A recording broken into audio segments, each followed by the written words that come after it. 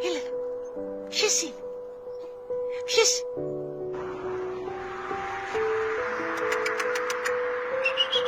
Helena, Helen. Helen.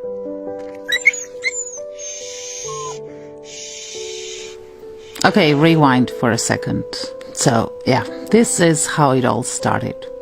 I was driving on a road somewhere in the countryside when he threw himself on the street out of nowhere and started running behind the car. Pretty clever move, actually. He basically rescued himself, this one. So I stopped the car. And as I stopped, his next brilliant move was to hide under the wheels of the car. I guess trying to make sure that the car can't go anywhere while he's there. So for 10 minutes he played hard to get, as I was trying to play along and get him to trust, etc., etc. You know how it goes. A number of cars passed by while we were playing our hide-and-seek rescue game. None of them stopped. That's the countryside for you, completely desensitized to anything that has nothing to do with human-to-human interaction or suffering. For a moment that seemed to last for ages, as I was looking at this innocent ball of fluff, I could see his future and all his possible fates, if I decided right there and then to move on without him. And that was just something I couldn't accept. I just couldn't let that innocence be tainted and shattered this way. The moment I grabbed him, he screamed as if he was being slaughtered. That scream seemed like a crack in time, as if the direction he was going in life switched abruptly, forcing him to go down a different path. You know, it's funny, from the moment I put him in the car, he was mine. No doubt in his mind that he was mine. He could now trust me and love me and believe in me unconditionally, and he would follow me anywhere because I was a human that came along and said, "You're gonna have a relationship with me and it's going to be like that." And that's what's amazing about dogs.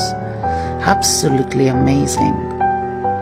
From the moment they open their eyes, they see us as one of their own. It's as if they have a memory of that pre-existing relationship that dates back thousands of years. Honestly, I believe that they respect and value this relationship more than humans do. I've never fostered such a young puppy before. Never. I've never been so close to the absolute innocence. Oh God, this innocence. I feel like I want to consume as much of it as I can, to learn from it even. I sometimes go to a dark place thinking of all the puppies like him, whose innocence was fractured and crushed because they just weren't in the right place at the right time, coming across the right people. And that's one of the saddest things ever. I feel like crying sometimes. But then he goes off and chews a slipper or something, and then I smile again. Oh, we named him Bandit, which absolutely suits him.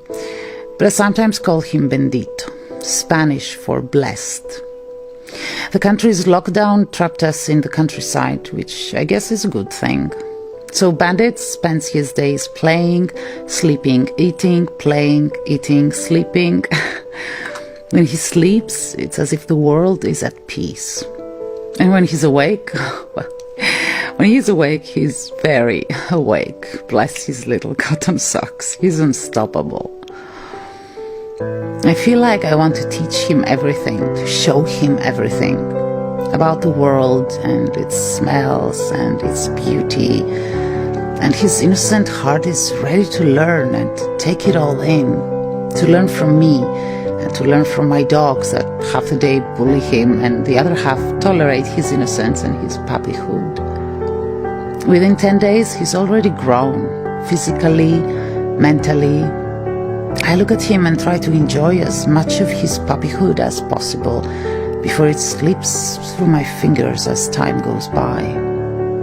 Within those 10 days, I must have taken over 1,000 photos of him doing everything. Everything, because everything he does is worth remembering. It just is. You know, I'm not religious, but I find myself secretly praying that he is as lucky in the future as he is now. And there's so much future ahead of him. And he's so innocent. So many things can go wrong. How do you rehome a puppy? And how do you trust their innocent hearts to anyone? I get so anxious. I do hope that he gets adopted immediately, because honestly, puppyhood is such an enjoyable time, and it's amazing for a family to experience that. And other times I just want to hold on to him until he's more mature, I guess. Until he's not so innocent anymore. Until he's not that fragile. Not that easy to break. That little one has made me more afraid of the big bad world out there than I ever was. And sometimes I just want to hide him from it. At least until his dreams do not evolve around drinking his mother's milk anymore. Do you know what I mean? But still, I'd love to see him adopted tomorrow. I can control my fears, I guess. Can't I?